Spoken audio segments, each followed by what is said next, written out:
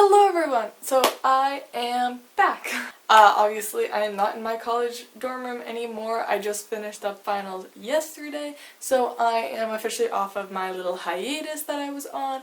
I can't tell, I'll be talking about my college stuff in a college update video pretty soon, but today we're here to talk about books. Specifically, the books that I read in April of 2017.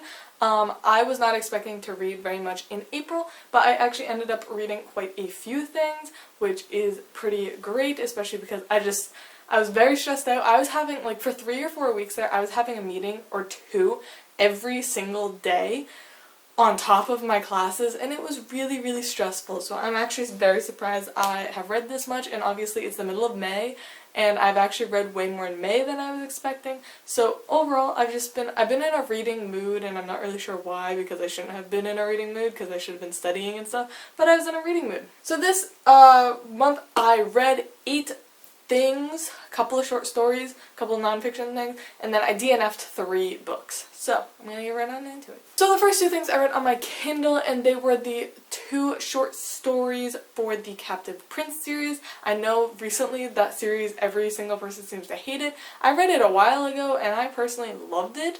And I adore the characters, and so I decided to read the first 2. I didn't really care about the third one that much because they were about characters I didn't really care about. So I read the first one, which is Green But for a Season, which I only gave 2 stars because I was like, it was 30 pages, and in those 30 pages, basically just a couple of scenes from book 2 were just retold by another character's perspective, and we didn't actually get like anything, any new information, anything new about these 2 characters we were following, so I was like, what the hell? And then the Summer Palace, I gave 4 stars because I'm a sucker for any Damien and Laurent interactions, basically. And then I read 2 nonfiction books for my class. We were doing a research essay, so I decided to do Haruki Murakami. So I don't have it with me, I read it online, The Forbidden Worlds by, I think, Matt Stretcher. And then I also read Today's Writers and Their Works, Haruki Murakami by Mark Musari. Obviously I have all my tab stuff in here still. And I gave The Forbidden Worlds of Haruki Murakami just 2.5 out of 5 stars because I felt like the author did a lot of assumptions, and half of the things that I read I was like, did you even read his books? What are you talking about? This one I gave 3 out of 5 stars. I thought it was loads better than the other book that I was reading, and it got me so much information, but it is very, very like beginning information. Like most of the stuff in here I knew already about Haruki Murakami, but I was happy to have something to actually cite in my paper. But yes, this was very, very approachable facts about Haruki Murakami that I highly recommend if you're like doing a research paper on him or just want to know about him. This was a great place to start. The next book I read, I finished during Easter weekend. I read it all in one sitting, and that was The Reason I Jump by Naoki Higashida, translated by Kai Yoshida and David Mitchell. I've seen some like mixed things about this book, mostly because people are like, did David Mitchell and the translator and people kind of fluff up his answers and stuff like that, but overall I really, really enjoyed this. I have a bunch of things marked. This was a very like personal read for me because I don't know how many people know this anymore, but a couple years back I worked with autistic children and Down syndrome children for 5 years, and what Naoki talked about in his book were some things that I first-hand witnessed and first-hand was told to by a very much higher functioning autistic children. They would try to explain these feelings to me, so quite a few things I was like, wow, I know exactly what he's talking about, but I could also appreciate the fact that his experience and what he was talking about wasn't always the same, because like there were a couple parts where he was saying how like he doesn't necessarily like being touched or to hold hands with people, and the kids that I worked with never let go of my hand. I actually always have to explain to people why I wear a watch upside down, and it's because I'd be holding a kid's hand and I could like look at my watch easier rather than going like this. And it's just like little things like that that I was like, they're very different in this book. But yes, this was a very personal read for me just because I did work with autistic children for so long, and it really brought back all of the memories of those kids that I love so much. And yeah, I really, really enjoyed this book. I gave it 5 out of 5 stars. And the book that took me basically the entire month to read, it took me like 3 weeks out of the month to read, and I only got to like page like 200 in that time, and then I just binge read it during Easter weekend, was the Gargoyle by Andrew Davidson. I'm so happy I finally read this. This has been on my TBR probably the longest out of most of the books on my TBR, so I'm very happy to just finally have read it, because I didn't want that thing to happen where you kind of lose interest in reading the book because it sat too long. This, I loved it. I gave it, I think, like 4.5 out of 5 stars, just because there were a couple things that bothered me. But this book is about an unnamed narrator who basically, he's driving his car, he's drinking, he's like literally come straight from doing cocaine, driving, not smart idea. His car goes over the side of a cliff and explodes, catches on fire, and he has the majority of his body burned and burned off. So he's in this burn ward for quite a big chunk of this book, and it is basically talking about his recovery and the fact that he at first, like, he has this very, very graphic suicide idea to do because he was like, I can't even think of living after this.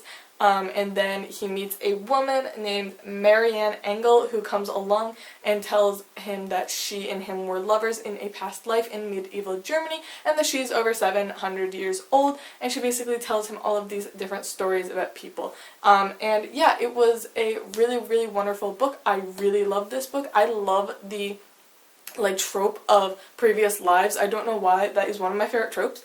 And yeah, it was really good.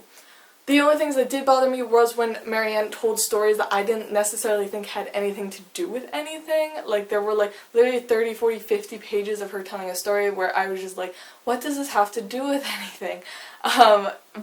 And also the main character in the fire gets his penis burned off, and I think he talks about that every other page that he's narrating, and I'm just like, dude, I get it, but can we chill? Like, I swear to God, if I have to hear one more time about the fact that your penis got burned off, I'm going to shoot you. Like, oh my god, it was so annoying. But yeah, other than that, the characters were incredible, so developed. I really liked the small cast of characters we had in this book that we really, really just got to learn about. And yeah, this book looks pretty small, but it's over 500 pages, so it's definitely, it's just got a lot of information in here, and it was really, really wonderful. And yeah, I highly suggest this, but be prepared, the main character is a little bit whiny and annoying.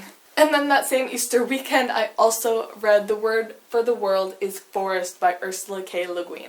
I read The Lathe of Heaven by Ursula K. Le Guin last semester for my sci-fi class, and I loved it. It was one of my favorite books. Like, it is on my all-time favorite books list. So I obviously really want to pick up more of her stuff, and I've been talking about picking up more of her stuff, and I own a couple more of her books. So I decided to pick up this one. It's a really short little thing. I ended up giving it a 3.5 out of 5 stars because the beautiful writing that I loved so much in The Lathe of Heaven was not present in this book.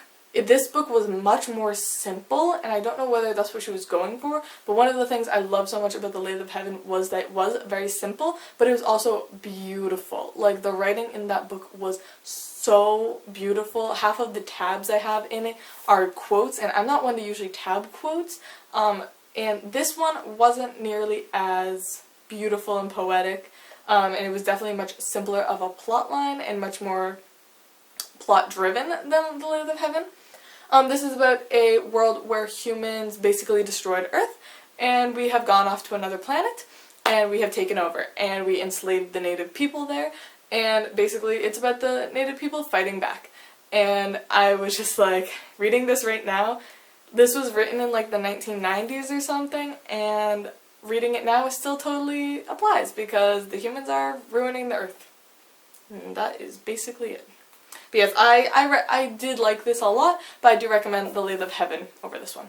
And the last book I read was just a quick little thing during my finals week, and that was Wenjack by Joseph Boyden. This is the tiniest of tiny books. It is this big, like, wait, it's this big, and it's like less than 100 pages long, but this was a very, very strong book. This is a book about, I definitely recommend reading the, like, author's note kind of explaining this book before reading it, because that's what I did, and I was like, half of the time when I was like, wait, what is going on? I was like, oh, okay, and I could kind of piece it together. I mean, it's a little bit of spoilers, but I thought it made a lot more sense by reading the author's note.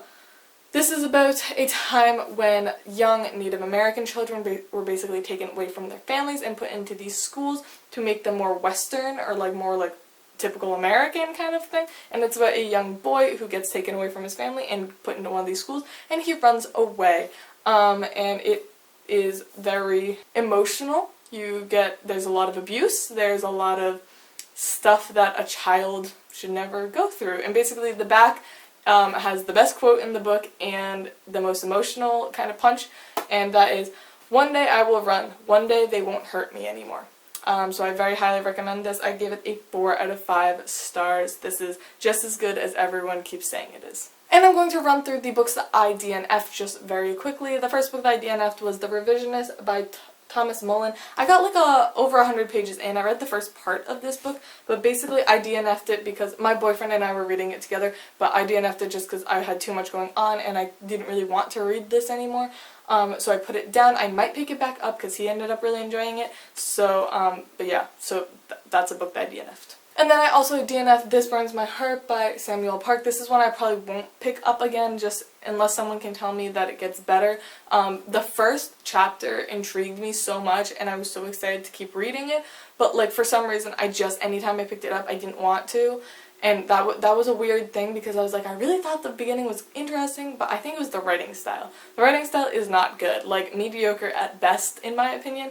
The dialogue in this book is so unrealistic, and just basically everything about it kind of was like, this sounds like maybe someone my age wrote it, maybe younger, like very, very unrealistic writing, in my opinion. So I DNF'd that one. And I also DNF'd, but will be probably trying again in the future, Carve the Mark by Veronica Roth. I only DNF'd this after like 20 pages just because I was in the midst of finals week and I just did not feel like reading a high fantasy novel. I will definitely probably be reading this at some point over the summer maybe. Basically if I get in the mood for a YA fantasy. But yes, these are all of the books that I read and plus some this month, as well as the books that I DNF'd this month. So I hope you guys all enjoyed this wrap up, and I love you all, and I'll see y'all soon. Bye!